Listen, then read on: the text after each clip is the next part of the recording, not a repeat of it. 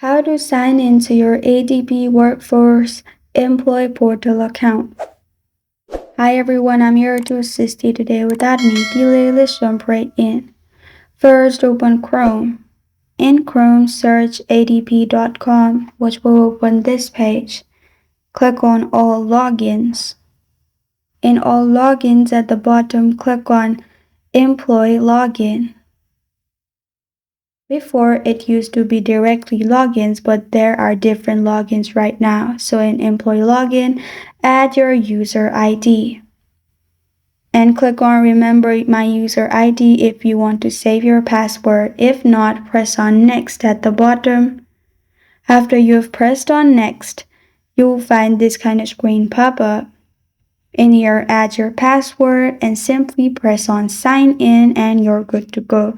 This is how to sign into your ADP Workforce Employee Portal account.